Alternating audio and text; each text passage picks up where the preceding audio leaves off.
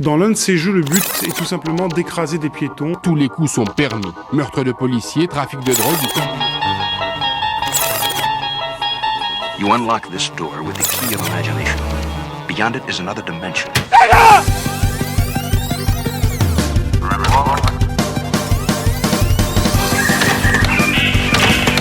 Bonjour à tous, bienvenue sur Histoire Explore, donc récap de l'année sur cette vidéo qui va vous accueillir les bras ouverts. J'espère que vous allez bien, nous sommes aussi en direct sur Twitch, donc la chaîne Histoire Explore, c'est YouTube, c'est Twitch et parfois c'est du podcast également, donc n'hésitez pas à vous abonner si vous appréciez ce que je fais, ça fait toujours plaisir et surtout de commenter car commenter une vidéo, et bien tout simplement ça participe au débat et je prends toujours plaisir à y répondre. Alors, ne perdons pas de temps, lançons tout de suite la récap de l'année en commençant un peu par la chaîne en question, voir justement cette année 2025, qu'est-ce qui s'est passé sur Histoire Explore. Et donc on va parler d'actu, jeux vidéo, histoire, enfin bref, comme d'habitude. Allez, on y va. C'était vraiment très intéressant. C'est du Assassin's Creed en 2D. Donc voilà, on est sur tout simplement une phase 2D où on se déplace de côté et on assiste à différents événements historiques. Alors là, les trois Chronicles, hein, vous avez la Chine des Ming, fin du 16e, vous avez l'Inde à l'aune de la colonisation britannique, donc début du 19e, et le troisième, c'est la Russie bolchevique. Et donc vous avez trois Assassin's Creed sur une seule galette, hein. Vous pouvez le trouver sur plusieurs supports. Et donc j'avais fait une vidéo dessus parce que le contexte historique déjà était intéressant. Et donc sur Histoire Explore, on aime toujours revenir bien sûr sur cet élément, l'histoire avec un grand H, mais bien sûr l'histoire vue dans une fiction, un jeu vidéo en particulier. On y va. Donc la vidéo, elle est toujours sur ma chaîne. Si ça vous intéresse de découvrir ces très bons Assassin's Creed, eh ben n'hésitez pas, hein, tout simplement. Donc voilà. Alors c'est vrai qu'une des nouveautés de la chaîne cette année, j'ai décidé de faire plus de let's play en fait, ou des let's plore comme je les présente, c'est-à-dire vous permettre de découvrir en fait des éléments d'histoire à travers de jeux vidéo, et peut-être sortir un peu que d'une chaîne que d'histoire en fait. C'était peut-être aussi un peu une volonté que j'ai eue cette année. Bon, on verra, hein. À terme c'est toujours la passion qui guide mes actions, hein. Mais on verra bien sur le long terme si je vais continuer à développer ce type d'approche de l'histoire. Alors, cette année aussi en rétro, vous avez la sortie d'Assault Suite Leinos, donc qui est sortie sur Switch et différents supports. Alors si vous ne savez pas ce que c'est, je vous montre rapidement, hein. Ça c'est un jeu d'enfance. Là je le dis, je le reconnais, hein. C'est-à-dire que c'est une série de jeux qui puise dans tout l'imaginaire méca que le Japon a colporté dans les années 80-90 en particulier. Et donc un remaster a été fait donc sur PS4 mais aussi sur Switch. Il est sorti dans un très bel écran. J'avais fait une vidéo justement de démonstration un peu unboxing du jeu. Et donc je me suis procuré le dernier qui est sorti sur Switch. Là vous avez celui qui est sur PS4, hein. Donc vous voyez, ça déborde d'amour pour le pixel, hein. Donc si vous aimez, hein, eh ben, foncez-y, hein. Surtout que le jeu n'est pas très cher. Par contre, il n'est pas très long. Ça c'est les jeux rétro des années 90-2000 plutôt, pardon. Alors fin des années 90, hein, parce que le premier je l'avais fait sur Super Nintendo à l'époque. Vous avez un autre jeu qui a été présenté sur la chaîne, donc The Precinct, donc qui est vraiment une ode aux années 80, aux séries des années 80, notamment les séries policières. Donc là, vous avez un jeu qui est sorti un peu de nulle part, où on est un GTA version policier. Donc c'est un jeu que j'avais testé aussi en live. Alors une super esthétique, hein. Donc où vous jouez le policier tout simplement. Donc on est dans un remake du policier et du voleur. Donc voilà The Precinct, donc ode au cinéma américain des années 70-80, hein, où les villes étaient gangrénées par la délinquance. Donc toutes les séries des années 80 portant cet élément-là, bah voilà, là sont réunis dans ce jeu-là. Vous êtes un policier, hein. Donc lutte contre des braquages, contrôle d'identité. Donc en lisant bien sûr le texte de loi, vous pouvez garder le silence. Si tu le fais pas, t'es pénalisé. Enfin bref, voilà. Si vous avez rêvé un jour d'être policier, d'être un bleu, un Rocky, comme on dit en anglais, eh ben ce jeu est fait pour vous. Alors le problème du jeu que j'avais testé sur un live, c'est que ce jeu-là, eh ben, était en quelque sorte assez répétitif. Et en fait, on perd un peu le fil. J'ai dû y jouer une dizaine d'heures et puis après j'ai laissé tomber d'autres choses à faire malheureusement. Et c'est ça qui est dommage, c'est qu'ils n'ont pas su réussir en fait la formule à la GTA qui fait que GTA, on est sans cesse constamment dans quelque chose qui nous appâte à rester. Et là, je trouve qu'on n'a pas eu cet élément. La série des Final Fantasy Remaster. Donc, je les ai testés en début d'année 2025. Alors, j'ai commencé il y a 2 ans cette série. Ce sont tous. Alors, pour ceux qui n'ont pas, qui ne connaissent pas, hein, on est quand même sur une grande série du JRPG japonais, hein, qui est sortie dans la foulée de Dragon Quest. Hein. Dragon Quest, c'est un peu le daron. Hein. Et Final Fantasy, de Square, avant que ça devienne Square Enix, Enix qui possède Dragon Quest, et donc maintenant c'est la même boîte, vous avez la possibilité de refaire le Final Fantasy du 1 au numéro 6, et c'est vrai que ça a été une super découverte, parce que tout simplement, on est dans une série là qui a été magnifiée. Alors vous êtes toujours dans du pixel art, du très beau pixel art, c'est-à-dire vraiment ça a été refait avec soin, sans rentrer dans une vision HD 2D comme on peut le voir avec d'autres séries de jeux vidéo. Donc là, Final Fantasy, ça date de 87, hein. Donc vous pouvez faire du premier au 6, et ce qui est bien en fait, c'est que en faisant ces différents épisodes, vous vous rendez compte de comment ces jeux-là ont été pensés. Qu'est-ce qu'il y a eu? Quelles sont les améliorations entre les différents jeux? Et ça, c'est vrai que c'était pour moi une découverte, n'ayant pas eu l'occasion à l'époque de les faire. Vous les passez que par de l'import. Hein. Et puis ensuite, nous, quand on les a eus en France, ils n'étaient pas dans le bon ordre, parce que tout simplement, les Américains ont refait toute la numérotation des jeux. Donc voilà, le 3, c'est le 1. Il y a une histoire comme ça, je m'en souviens plus exactement lesquelles.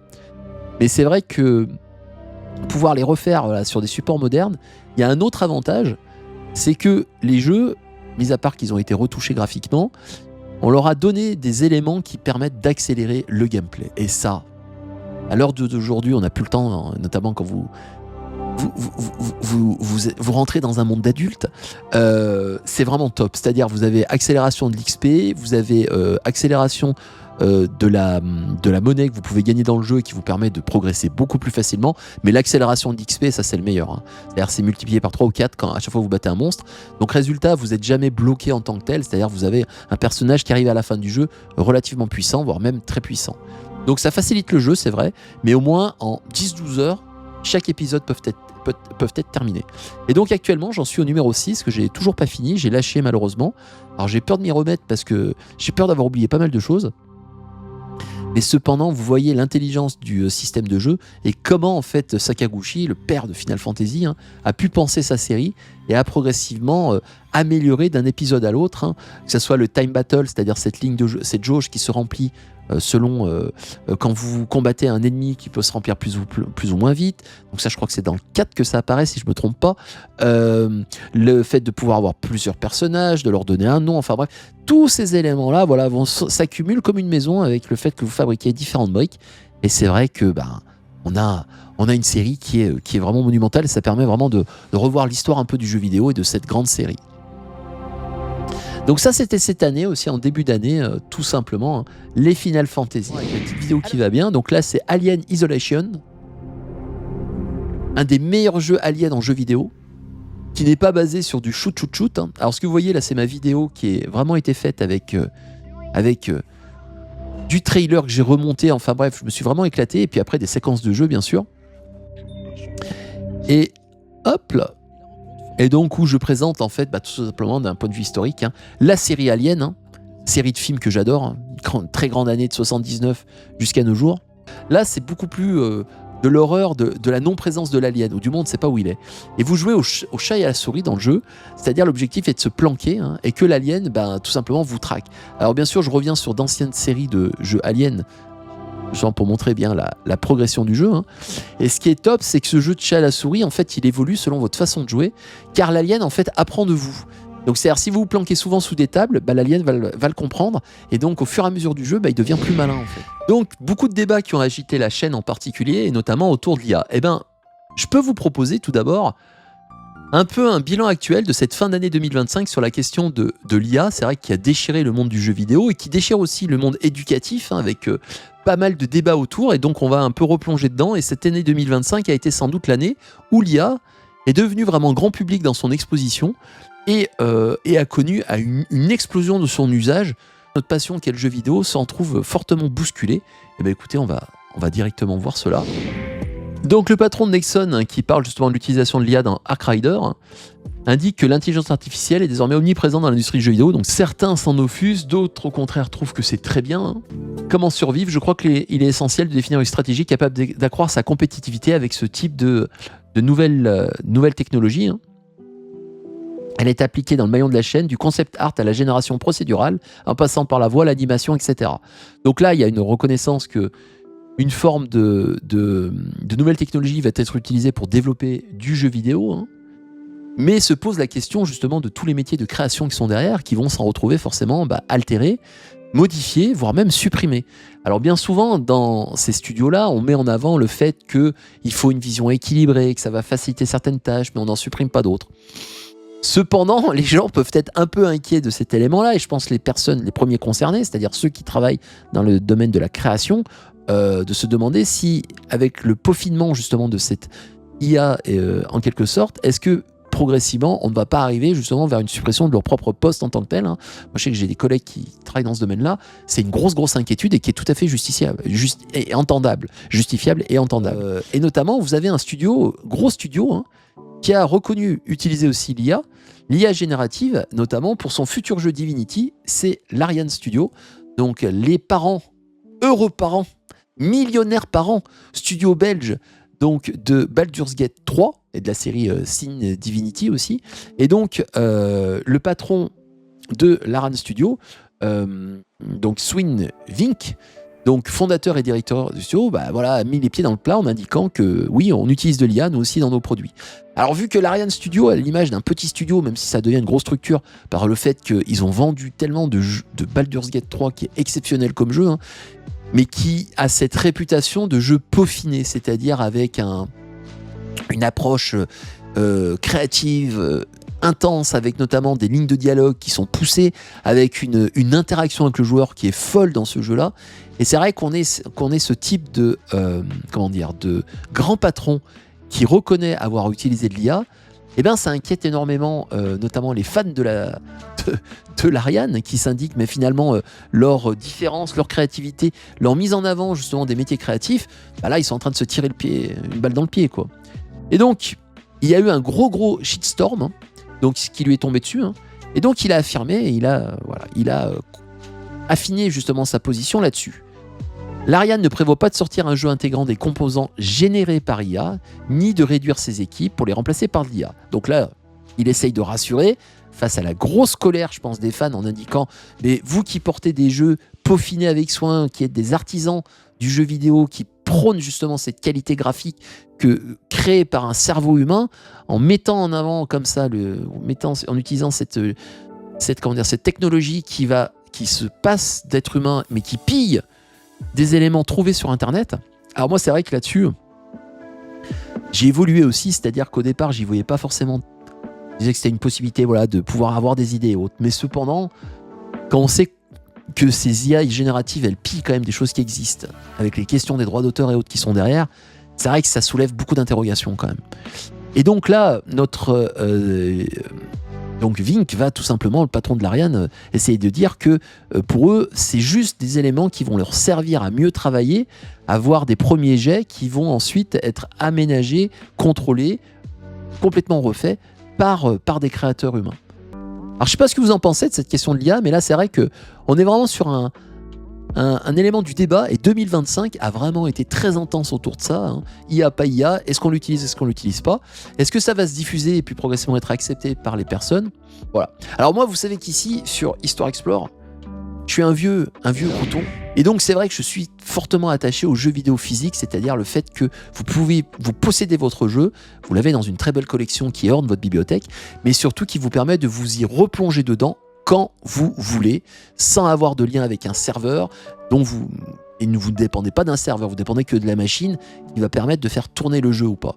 Et donc moi j'ai des consoles qui permettent de faire tourner des jeux qui ont plus de 40 ans, hein, qui sont bientôt plus vieux que moi, et donc forcément ça c'est une liberté et c'est un patrimoine en tant que tel. C'est-à-dire que voilà, il y a quelque chose qui se transmet dans ces objets-là. Vous voyez derrière moi là par exemple, un petit Game & Watch, hein, qui a plus de 40 ans. Donc voilà, Nintendo a lancé une nouvelle console. Alors est-ce qu'on peut dire nouvelle ? Parce que moi franchement j'ai du mal avec le terme nouveau pour Nintendo, notamment qui a fait juste pour moi un upgrade graphique et matériel plutôt de son ancienne Switch, parce qu'on est toujours dans la lignée. Alors c'est vrai que c'est la première fois peut-être dans l'histoire de Nintendo, si je me trompe pas, où il y a un 2 qui est accolé à une console de jeu. On avait la NES, la Super NES, ensuite on est passé à la N64, la GameCube, la Switch, la Wii U, c'est vrai, Wii U. Ils n'ont pas mis de numéro. Et là, ils ont mis Switch 2. Alors, je pense qu'ils ont mis Switch 2 pour bien montrer aux consommateurs que la console, c'était la suite de la première en particulier, pour rassurer le fait que les jeux étaient utilisables sur les deux supports. Donc là, d'un point de vue marketing, ils ont beaucoup appris de la Nintendo Wii U, qui était problématique en particulier. Hein. Donc, on a une console qui se lance, qui est un peu plus fine, qui est vraiment un upgrade matériel de la console. Alors sauf que on y perd quand même en termes de batterie. Hein. Je crois que la batterie, elle passe à 2h30, alors que sur la première, elle était quand même beaucoup plus puissante. Mais cependant, et c'est vrai que elle s'est lancée. Ça a été un carton. Donc là, oui, je l'avoue, moi j'étais un peu sceptique au départ par rapport aux limites que je vois de la console, et notamment au niveau de la proposition qui est faite par Nintendo. Cependant, c'est un carton, elle s'est vendue à plusieurs millions d'exemplaires et elle a dépassé les plus de 10 millions. Donc, un carton du lancement et puis un carton dans la suite. Cependant, il y a quand même des éléments qui m'inquiètent sur cette console. Donc le fait déjà qu'il n'y ait pas un changement par rapport à la Switch 1, ça me dérange un peu. Moi j'aime bien quand on passe d'une nouvelle console à une autre, comme quand vous achetez une nouvelle voiture, vous aimez bien avoir une voiture différente de la précédente, à part si vous êtes des fans de la précédente. Mais bon, toutes les améliorations en tant que telles. Et c'est vrai que sur la console, alors là d'un point de vue matériel déjà, certes les manettes sont plus grandes, certes la console est plus volumineuse avec un plus bel écran, hein. Donc ça c'est les points positifs. Le système de clipsation déjà, tout d'abord, ça c'est le premier élément, c'est-à-dire c'est par le biais d'un aimant.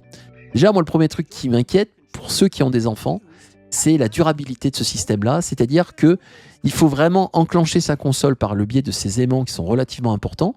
Alors, je vous montre ça. Et donc, vous voyez, là, si vous voyez la manette, vous avez une fente qui permet donc de clipser la console, la manette, le Joy-Con, dans la console, donc l'écran principal. Sauf que, je ne sais pas si vous voyez, à l'intérieur de l'écran principal, c'est une nappe qui sort. Donc c'est une nappe comme une nappe d'une carte USB, quoi. C'est à grosso modo, vous voyez, un peu ce type-là. Alors bien sûr j'exagère, c'est pas exactement la même chose, mais... Et donc déjà avec des enfants, la petite nappe là, autant vous dire, je suis pas sûr qu'elle va résister très longtemps. Mais il y a des éléments en termes de durabilité de la console pour un public plus jeune, moi, qui me fait un peu titiller. Bon après, je ne suis pas la tranche d'âge concernée, il va sans dire. Mais maintenant, d'un point de vue pour les adultes, l'autre problème aussi, c'est que a priori, le problème des Joy-Con n'ont pas été résolus. C'est-à-dire que Nintendo est toujours sur la même technologie. Et le fameux Joy-Con Drift, c'est-à-dire quand vous avez votre joystick qui va dans une direction et qui bloque votre personnage à l'écran alors que vous avez fait une autre direction avec votre pouce, ce Joy-Con Drift n'a pas été résolu en tant que tel. Et il y a déjà des premiers échos qui arrivent de consoles qui ont encore ce problème-là. On se demande si ça n'a pas été fait un peu dans la précipitation quand même. Et c'est vrai que Nintendo, là, ils ont joué quand même la sécurité aussi avec cette console. C'est-à-dire repartir sur le succès de la 1, en faire une mieux, mais qui est toujours liée à l'écosystème Switch. Alors, on peut pas en vouloir à Nintendo dans le sens que Nintendo, ils ont une fonction, ils ont un matériel qui répond aux besoins d'un public. Le fait que vous puissiez prendre votre console, y jouer où vous voulez, ou la docker et y jouer sur une télé, mais ça c'est une idée qui est génialissime. Et ça vraiment c'est la grande intelligence de la Switch. Hein. Mais cependant, c'est vrai que pour un deuxième modèle, c'est un peu dommage que Nintendo n'a pas été plus audacieux. Et après, on peut toujours aussi regretter la capacité technique de la machine qui d'ici 2 ans va être dépassée. Alors je sais que ça fait hurler les personnes qui ont acheté la console en indiquant que mais non, elle est hyper puissante et que ça ira très bien. Moi la Switch 1 elle me convient encore très bien et je vois que je suis pas prêt à passer à la Switch 2 parce que la Switch 1 me convient. Et c'est vrai que Metroid en particulier, il tourne très bien sur Switch 1. Certes, pas aussi bien que la Switch 2, c'est vrai, mais cependant il tourne très bien. L'autre élément qui me dérange également, c'est le prix. La console est vendue très cher au lancement, plus de 500 €, avec un jeu en démat dedans, Mario Kart World, il n'est même pas en cartouche. Et donc pour une société qui met toujours en avant son patrimoine, et qui met en avant son antériorité, sa longue histoire, etc., là, ils vont bille en tête sur le dématérialisé Nintendo. Donc leur eShop, leur plateforme qui a évolué et qui a gagné en rapidité, enfin, on voit qu'ils commencent à s'intéresser aussi aux jeux en ligne, enfin, dira-t-on, mais le fait que les jeux soient désormais sur un support cartouche, mais aussi un support dématérialisé et surtout le fameux Game Keycard, cette carte clé de jeu, c'est-à-dire vous achetez en fait un jeu en boîte, dedans il y a une cartouche, et la cartouche en fait va actionner un code pour vous permettre de télécharger le jeu sur votre console. Et surtout ça permet au magasin d'avoir toujours un linéaire Nintendo. Et donc les grandes surfaces, les Carrefour, les Walmart, etc., si Nintendo se les met à dos, eh ben, ils pourront plus vendre leurs consoles dans ces lieux-là. Souvenez-vous ce qui s'est passé avec la Sony PSP Go. Alors pour ceux qui s'en souviennent pas, cette géniale console qui est toute mimi et qui était uniquement en dématérialisé, quand Sony la lance au milieu des années 2000, vous avez beaucoup de magasins qui ont refusé de la vendre. Micromania en France en particulier, en indiquant mais vous allez tuer notre business si on ne peut plus vendre de jeux, pourquoi on vendrait vos consoles? C'est-à-dire on a une console avec un écran comme un téléphone, un écran à clapet, qui s'ouvre et on peut jouer. Alors par contre, si vous avez des grandes mains, vous allez souffrir, c'est-à-dire vous allez vraiment avoir très mal aux doigts. Mais cependant, elle est magnifique, la console. Et donc cette PSP Go, quand elle est sortie, elle était trop en avance sur son temps. C'est-à-dire se dématérialiser là, les constructeurs étaient encore sur du physique en tant que tel, et notamment les magasins en voulaient. Donc Nintendo, en fait, avec son système de Game Keycard, donc permettre aux collectionneurs d'avoir une belle boîte dans leur bibliothèque avec une cartouche. Et donc, l'avantage, c'est que si vous prêtez votre cartouche à quelqu'un, il la met dans sa console, donc comme si vous prêtez un jeu, et ça permet à cette console de se connecter à Internet, télécharger son jeu, etc. Alors, le gros problème de la chaîne, ici, c'est que ce système-là vous amène à dépendre d'un serveur. Le jour où le serveur ferme, vous perdez votre jeu. Clair et net. À part si vous l'avez téléchargé sur votre console. Sauf que là, la mémoire de la console est limitée, et puis l'achat de cartes SD Express, c'est un coût aussi qui est supplémentaire. Donc là, on a un système bâtard, j'ose le dire, qui est entre les deux, que Nintendo a choisi pour justement cette nouvelle console. Et vous avez des éditeurs qui s'engouffrent dedans, c'est-à-dire ne proposent plus des jeux que sur ce support-là. Alors actuellement, on a un gros retour de flamme là-dessus, c'est-à-dire qu'ils se rendent compte, ces éditeurs tiers, qu'ils vendent moins de jeux aussi. Et que quand un jeu est entièrement sur une cartouche, il se vend bien mieux. Notamment, vous avez Cyberpunk de Cyber Project qui a mis son jeu sur une cartouche de 64 Go. Et donc, le jeu s'est bien mieux vendu que d'autres jeux qui n'étaient que sur Game Keycard. Donc, des éditeurs tier list ont commencé à brailler auprès du Nintendo en indiquant mais vos systèmes-là, ils ne fonctionnent pas.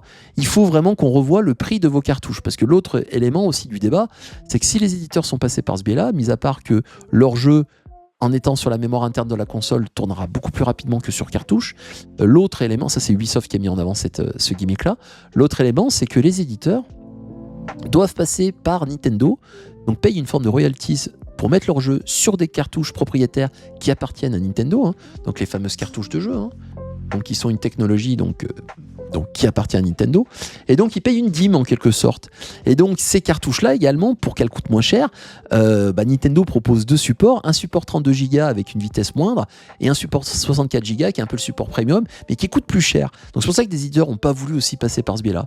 Et vous avez Capcom en particulier qui a un peu ronflé auprès de Nintendo, donc l'éditeur de Monster Hunter Wilds par exemple, et qui a indiqué que lui trouve que c'est pas normal et qu'il faut que Nintendo fasse des efforts par rapport à ces cartouches qu'ils peuvent proposer aux éditeurs tiers. Donc des ventes en berne chez les éditeurs tiers, donc là vous voyez déjà des résultats en termes de vente sur le site Chocobonplan, tiens, il a fait une bonne analyse le gars. Et par contre, sauf les jeux Nintendo qui eux se vendent sans problème, c'est des system sellers. Donc Chronos en Espagne s'est vendu à 300 exemplaires sur Switch 2, alors qu'il s'est vendu à 2800 sur PS5, rapport de 1 à 9.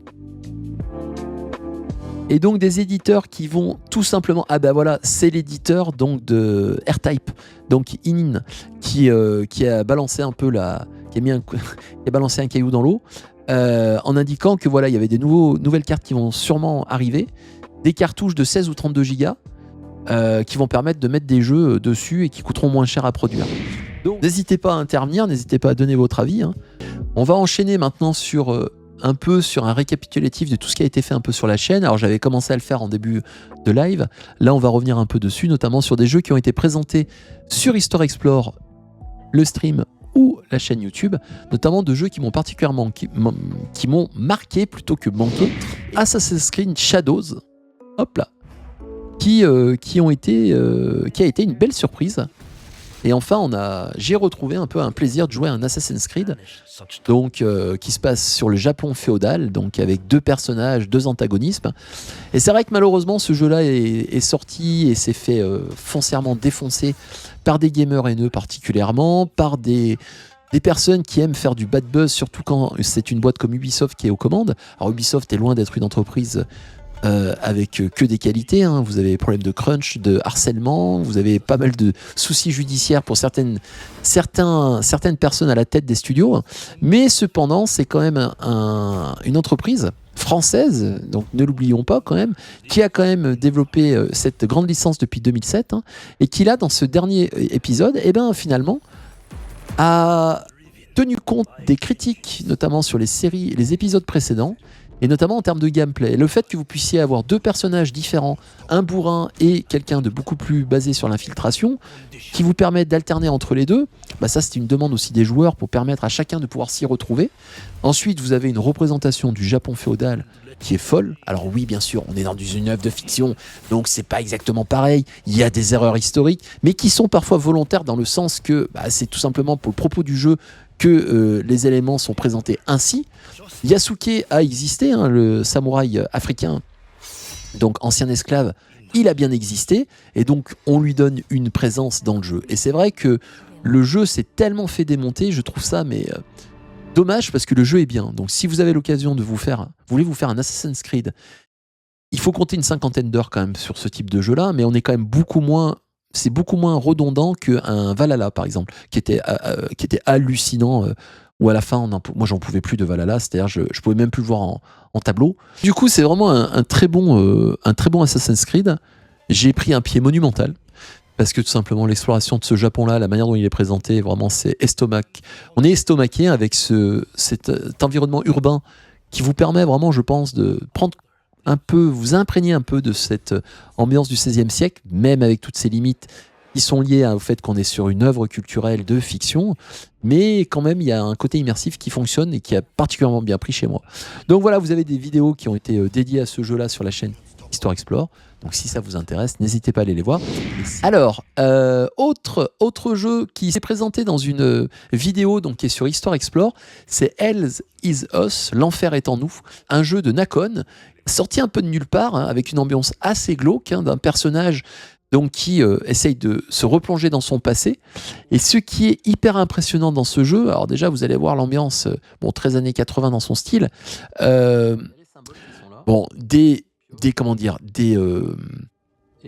énigmes qui étaient quand même pas forcément folles de difficulté, hein, mais un côté un peu horrifique, un côté un peu à la Death Stranding, un mélange entre les deux, et surtout un jeu qui aborde les violences de guerre. Alors ça, c'est vraiment la surprise, on s'y attend absolument pas, où tout simplement le jeu vous plonge dans un univers post-apocalyptique, qui ressemble quand même beaucoup au nôtre, et où en fait 2 pays s'affrontent, 2 populations s'affrontent, et se massacrent directement. C'est-à-dire vous avez vraiment la question du génocide, hein, qui est posée en fait au sein du jeu. Autre découverte de l'année, c'est du Star Wars, parce que on est tous en manque de Star Wars. Je l'ai décrété, c'est comme ça. Hein. Un personnage lambda de l'univers de Star Wars, inconnu au bataillon. Kane, donc, qui est une chasseuse de primes plus ou moins aventurière, trésorière, gaffeuse. Donc là, il y a un parti pris qui était d'évacuer tout ce qui est Jedi et tout simplement de se plonger dans l'univers du crime, notamment au sein de Star Wars. Donc on est vraiment dans l'univers de Han Solo en particulier. Hein. Donc là, on a un peu le pendant féminin d'Han Solo, en plus maladroit quand même, côté un peu humoristique. Mais cependant, ça a vraiment fonctionné, l'univers est vraiment cohérent. On est face à un monde ouvert qui est juste comme il faut, c'est-à-dire que voilà, on ne se perd pas dedans. On peut regretter le fait que l'exploration des planètes ne soit pas aussi ouverte qu'on pourrait le penser quand même, parce que Star Wars, c'est quand même l'univers intergalactique. Mais cependant, là, on est quand même sur un élément qui est beaucoup plus concentré sur lui-même. Et c'est vrai qu'il fonctionne bien. Moi, je sais que j'ai vraiment pris beaucoup de plaisir à faire ce jeu-là. On retrouve aussi des éléments liés du lore de Star Wars. Aller visiter le palais de Jabba the Hutt. Non mais ça c'est un kiff qui est monstrueux et qui est permis que par le biais du jeu vidéo en particulier. Hein. Et donc, là vous avez la séquence justement où on rencontre le chef des voleurs, donc des Hutt. Et puis les univers, mais vraiment le talent graphique des équipes qui sont derrière. Hein. Vous vous baladez sur une base impériale, mais vous avez vraiment l'impression d'y être, quoi. Au niveau du reflet, de ce côté, cette esthétique très plastique, très nickel, sans une once de poussière. Hein. Par contre, après, le jeu pouvait être redondant à certains moments. Des infiltrations de base qui pouvaient se ressembler. Voilà. Donc, il n'a pas forcément eu son public. J'espère que sur Switch 2, il va connaître un succès, parce que vraiment il faut encourager, je pense, les équipes qui sont derrière. C'est encore Ubisoft qui est derrière, mais qui a proposé une lecture originale de Star Wars, et ça on peut leur tirer notre chapeau. C'est-à-dire ils n'ont pas choisi la facilité de mettre des Jedi avec des sabres laser, hein. Même s'il y a du sabre laser, mais je vous spoilerai pas pourquoi. Mais en tout cas voilà, c'est un épisode qui m'a particulièrement plu. J'ai fait quelques streams dessus, donc vous pouvez retrouver justement quelques vidéos de gameplay sur ce jeu là sur la chaîne. Et pareil, n'hésitez pas à le mettre dans vos backlogs. Donc là, on rencontre l'attaque des Titans. Alors ça a été un DLC qui était gratuit. Et ça fait bien plaisir en particulier. Donc, où on retrouve Naoe et Yasuke. Et on va donc dans une caverne où il y a une question de géants dévoreurs de chair humaine. Et donc, vous avez une collaboration entre Assassin's Creed et Ubisoft, Assassin's Creed, pardon, et l'attaque des Titans, pardon. Et donc, bon, Ubisoft bien sûr derrière, mais l'éditeur donc du manga éponyme. Et c'est vrai que c'est vraiment sorti de nulle part ce DLC, hein, que vous pouvez choper gratuitement. Alors, je crois qu'il était en temps limité quand même. Et c'est au niveau de décembre 2025 où le DLC ne sera plus en ligne en tant que tel. Qui permettait voilà, de se refaire une petite mission de 2 heures à peu près, qui moi forcément m'a beaucoup parlé, étant donné qu'on est dans un manga qui puise dans l'imaginaire collectif, mais aussi qui est un gros clin d'œil aux grandes périodes historiques, et puis notamment aux questions donc sur ces populations cloîtrées derrière une forteresse, derrière un danger imminent, la question de l'extermination de populations, quoi. Vraiment c'est un manga qui peut avoir plusieurs grilles de lecture. Et là, le fait de le retrouver dans le cadre d'un jeu vidéo Assassin's Creed, c'est complètement improbable. Mais en parlant de jeux qui ont été une découverte aussi durant cette année 2025, parce qu'on est vraiment dans le bilan 2025, c'est bien entendu Shinobi, qui est revenu sur Switch, PlayStation 5 et tout un quanti et toutes les autres consoles. Et ça a été un tel bonheur de retrouver Jo Musashi.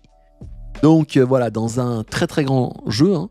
Donc qui envoie du lourd, hein, tout simplement, avec du skill en voiture, voilà, un gameplay aux petits oignons, une difficulté modifiable qui permet à tous de s'amuser, plusieurs embranchements, un jeu d'une quinzaine d'heures, je dirais à peu près, qui est amplement suffisant, avec voilà vraiment un gameplay, un replay value assez poussé, franchement top. Et puis surtout, pourquoi j'ai adoré ce jeu, parce que c'est Lizard Cube qui est derrière, mon petit chouchou, mon studio de développement que j'adore, donc Street of Rage 4, Wonder Boy 3, c'est eux, oui.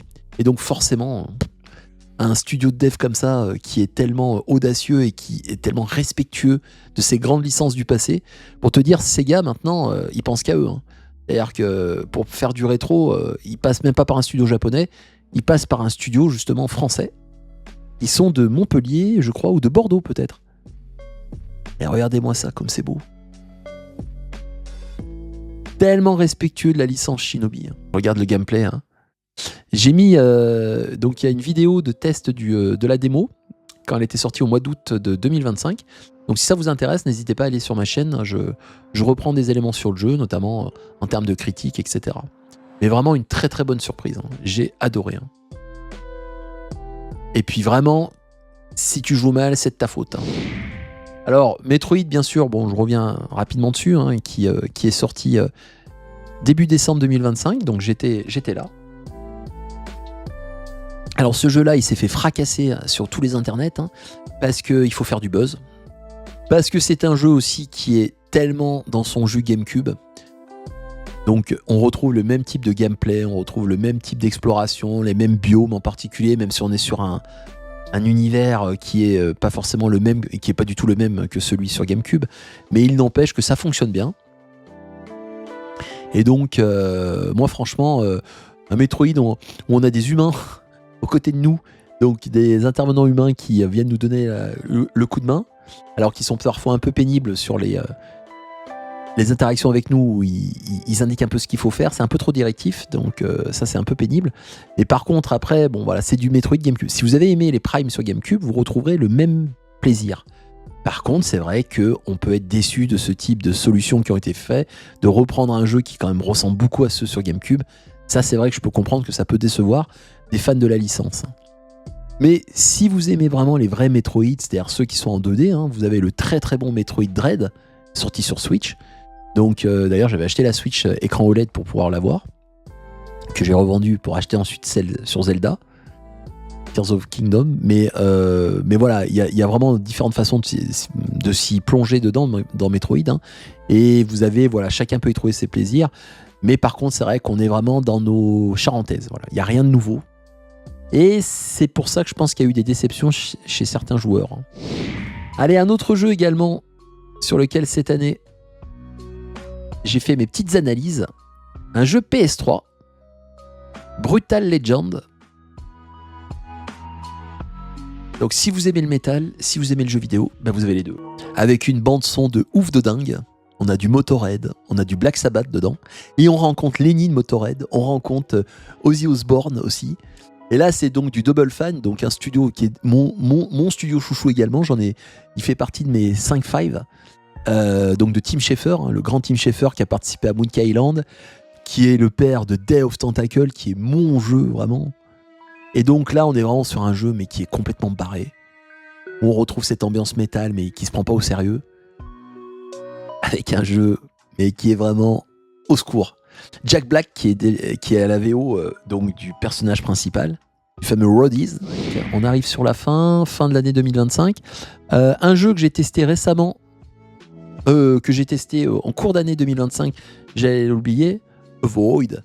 Donc le jeu imprononçable au titre qu'il l'est tout autant, hein.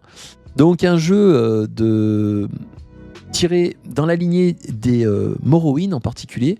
Donc moi qui est vraiment une grande référence dans les RPG, hein. Donc tout le monde n'est pas d'accord autour de ce jeu-là, qui a été vraiment défoncé par rapport à ses aspects visuels. Aussi par rapport au fait que c'est un jeu qui était peut-être certains estimaient un peu claqué au sol dans ses gameplays et autres. Moi je sais que j'avais bien aimé. Alors malheureusement, redondance du jeu qui fait qu'au bout d'un moment j'ai lâché le jeu. Salut Tic Tac Dream. Et ce Avoid, je ne l'ai pas mené à terme, même si j'ai fait les deux premiers mondes. Et ce Avoid en question, voilà, il a coché certaines cases, mais pas toutes, hein. J'ai pas eu cette passion que j'ai eue pour Morrowind, hein, qui pour moi, c'est vraiment mon premier RPG et une claque monumentale, hein, que j'ai fait sur mon PC d'époque, hein, au courant fin des années 90, début des années 2000. Et donc ce Void, voilà, il s'est fait encore démonter parce que maintenant on est dans un débat où tout devient objet de buzz, et du bad buzz en particulier. Et puis surtout sur une volonté de toujours cracher en fait sur des créations comme ça, moi ça me saoule, ça c'est le monde dans lequel on rentre là, où vraiment c'est de la méchanceté pur jus. Et puis on essaye de mettre de la politique là où il n'y en a pas, on essaye de créer des lectures politiques d'œuvres culturelles qui sont parfois mais complètement claquées au sol, et qui portent des idées nauséabondes derrière, voilà. Donc c'est vrai que ça m'a saoulé que ce jeu-là se fasse démonter pour ça. Alors moi j'ai essayé avec ma petite modestie d'amener ma pierre à l'édifice, et c'est vrai que même dans les commentaires qui ont été sur cette vidéo, mais il y en avait certains d'une violence, mais c'est un truc de dingo, quoi. Il y a vraiment des mecs, ils ont vraiment un problème avec leur ego et puis avec leur vision du monde, quoi. Donc voilà, c'était dommage, mais bon. Après la vidéo, elle m'a bien fait plaisir. Un jeu bien, mais voilà, qui aurait pu être bien meilleur en fait. Donc n'hésitez pas à voir la vidéo, elle est sur la chaîne aussi, hein, Histoire Explore. Du rétro comme on l'aime, Terminator 2D No Fate.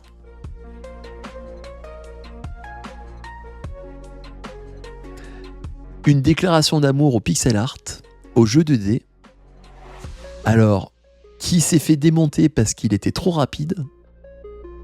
Donc le jeu, en 1 heure, vous le pliez, 1 heure, allez, 1 heure et demie. Plusieurs modes de difficulté. Mais en fait, c'est un jeu d'arcade. Donc j'ai fait une vidéo qui est disponible aussi sur la chaîne, d'analyse à la fois de la licence Terminator et puis aussi du gameplay du jeu. C'est vraiment un hommage au film. Voilà. Si vous avez adoré Terminator 2, moi j'ai vu au cinéma, ben, allez-y. Hein. C'est un super bon moment. Coupable peut-être, dira-t-on. Court parce qu'il y a vraiment de la rejouabilité. Alors vous êtes sur un élément, voilà, c'est de l'arcade. Hein. C'est-à-dire vous avez plusieurs embranchements aussi dans le jeu qui vous permettent de créer une revalue, c'est-à-dire vous pouvez modifier l'histoire du jeu, donc ça c'est quand même top, hein, et l'histoire du film. Vous avez ensuite des succès en particulier pour pouvoir débloquer. Vous avez aussi la qualité de votre style de jeu, donc avec des lettres de S à E. Vous avez tous ces éléments-là qui font que c'est vraiment un jeu comme un shoot 'em up. C'est ce qu'avaient dit d'ailleurs les éditeurs du jeu et les développeurs, de dire bah oui, c'est un jeu où il est court parce que tout simplement on pousse les gens à s'améliorer et à faire plusieurs parties, plusieurs runs. Alors moi, le seul problème que je trouve à cette argumentation-là, c'est que le jeu il est vendu quand même 55-60 balles, hein, donc voilà quand même. Et le deuxième problème, alors après, est-ce que le prix d'un jeu doit être lié au temps de jeu? Ça, c'est un vaste débat. Mais ce que je trouve dommage, c'est qu'ils auraient pu permettre, en fait, soit de mettre du Terminator 1 dedans et me faire un mix entre les deux. Surtout que là, on est vraiment dans la logique d'aller-retour dans le passé ou dans le futur. Et puis la deuxième chose, ils ne nous permettent pas de jouer les méchants. Et ça, c'est vraiment hyper dommage. On ne peut pas jouer le T-1000, par exemple, qui traque Sarah Connor. Ça aurait été génialissime, ça. Bah écoute, c'est vraiment du jeu d'arcade. Alors trop simple. Au départ, j'avais fait une partie en mode no problemo, c'est le mode normal. Non, j'y suis pas arrivé. Et puis alors, t'as des crédits limités, hein, et si tu te plantes, t'es obligé de tout recommencer. Hein. Donc après, j'ai pris le mode easy où là, c'est beaucoup plus simple, les crédits sont illimités. Donc là, on se pose pas de problème. Hein. Il y a un peu moins d'ennemis aussi. Hein. Donc j'espère que cette vidéo vous a plu. N'hésitez pas à vous abonner si vous n'êtes pas abo à la chaîne. N'hésitez pas à commenter, bien entendu. Hein. Bon réveillon, profitez-en bien, mangez bien, gâtez bien vos proches, c'est ça le plus important, la famille et les amis. Et puis en tout cas, on se retrouve pour de nouvelles aventures pour la suite. Ah, ciao! Intéressé par ce genre de thématique, mais aussi l'histoire, le jeu vidéo, la géographie ou l'actualité, n'hésite pas à t'abonner à cette chaîne pour soutenir la cause.